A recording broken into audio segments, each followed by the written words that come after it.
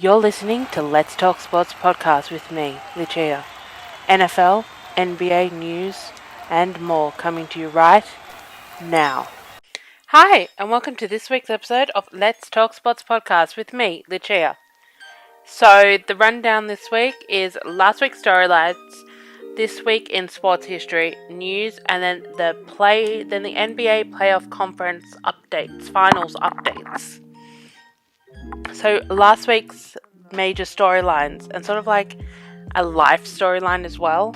I am going to the US to watch 3 NFL games this year. So you guys will be coming along with me and I will be doing some vlog type of updates about the games that I go to and because I'm going to 3 NFL games plus a baseball game, so I will take you along with me, take you along with all the adventures. So you're going to get like more of a vlog type atmosphere during that period of time, which I hope you're okay with. And in one of the major NFL storylines that's still going on from before the draft is what's going to happen with Baker Mayfield or Jimmy G. I was thinking about this the other day, and I don't know, it just happened while I was at work. I was thinking about different types of stuff, and I was like, the Browns are going to try and keep Baker Mayfield to play while Deshaun Watson's suspended. If he's going to be suspended this year, which it's more and more looking like it's going to be next year. But and I'll get into an update later when I know more about more information. But according to a lot of insiders, Deshaun Watson is probably going to be suspended for more than just 4 games. It's probably going to be like almost an entire year. Following the MLB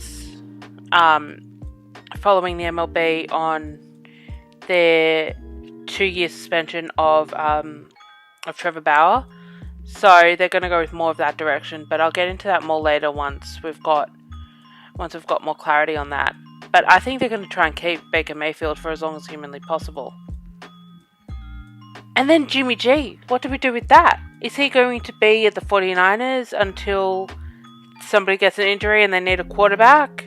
Like, Jimmy G is an awesome quarterback. Like, I genuinely think that his leadership is above all else. His choice of sexual partners, though, leaves a lot to be desired, because if he didn't sleep with the wrong person, he would still be in the Patriots. That story that came out, I haven't laughed more in my life than when I saw that story. But yeah, that was an incident. But honestly, so it's really interesting with Baker and Jimmy, because you would have thought Jimmy G would have been the first quarterback to go, and then that would have started the quarterback carousel. But no, it wasn't. It was Aaron Rodgers staying and then Russell Wilson moving. And next week I am going to start my series on expectations for each team based on the divisions. So I'm going to start with the AFC, and I'm going to go north, east, south, west, and then I'm going to go with the NFC, north, east, south, west. So based on their division, I'm going to go and see like the record within teams within the division, what the expectations is by team. So next week you're going to get the AFC North. So you can get the Steelers, the Bengals, the Browns, and the Ravens expectations based on the expectations that they've got on themselves based on their divisions. The Warriors are looking fantastic now that Steve Kerr is back. Oh my god, I feel sorry for the Kings faithful who have put all the eggs in the Mike Brown basket. Thank God the Lakers didn't do that. Thank God. Now, yeah. I'm praying for one coach for the Lakers, but I'm not going to put it out there because I'm like, if we don't get him, I'll be upset.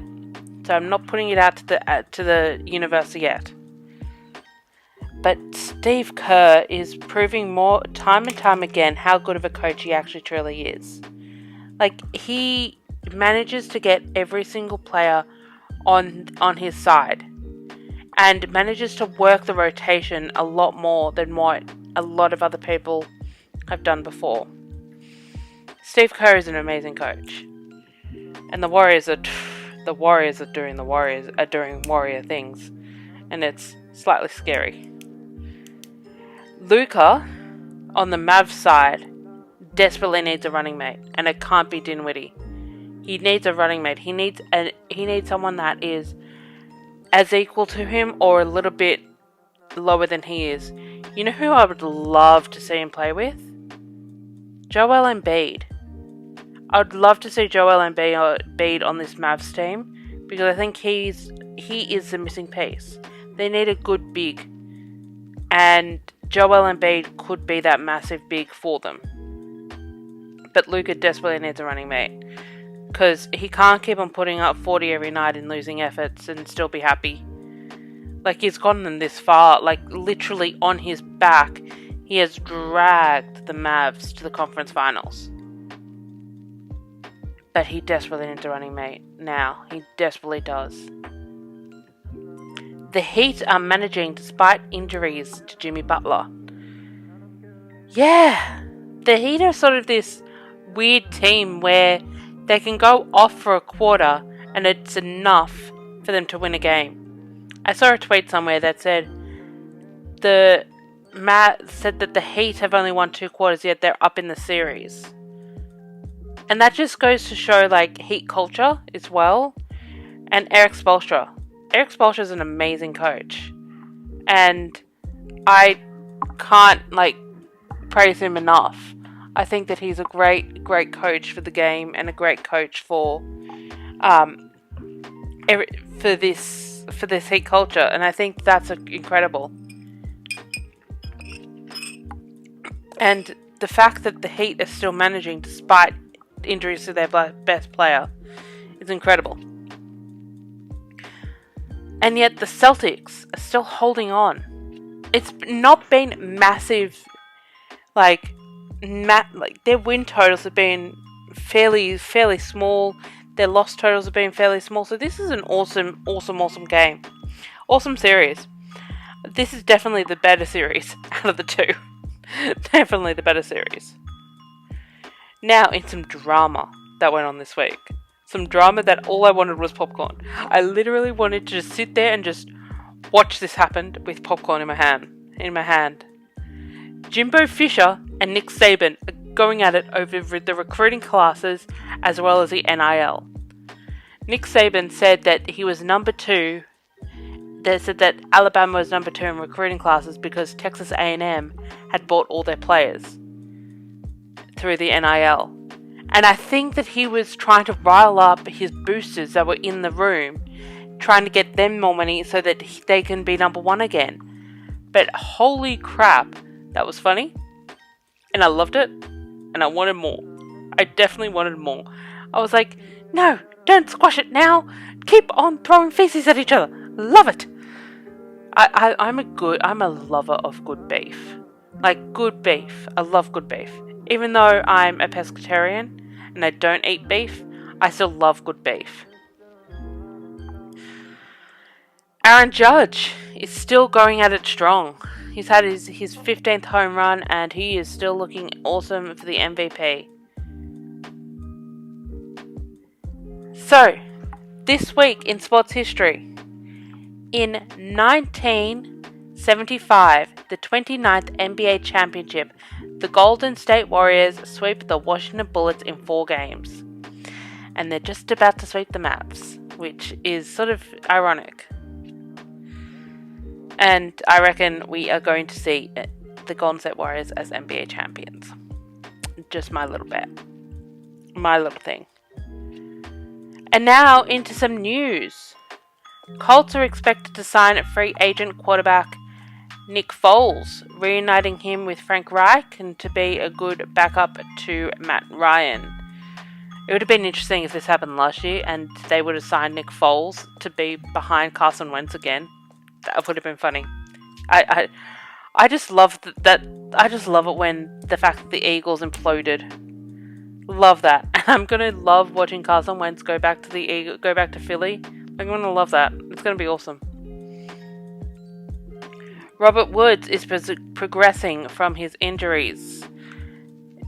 Is progressing in recovery from his injuries, and that's awesome. I don't like it when good players go down, and the Titans definitely need him because they're running low on personnel.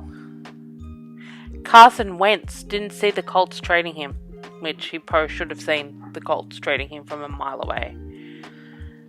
And that's interesting that he didn't see it coming, because every man and their dog could see that the Colts wanted out from Carson Wentz. Porter Jr. exits Game 3 with a foot injury, so that is a loss for Golden State, but I think they're going to be fine. The Mavs have been fined for a third time for bench decorum. This time it was $100,000. So far in these playoffs, they've been fined a total of $175,000. That's a lot of money. You've just got to have good bench decorum. Good bench decorum and we'll be fine. And in the NBA draft news, the Orlando Magic are going to get the first overall pick for the 2022 NBA draft. And that is, I think that's happening a couple of weeks after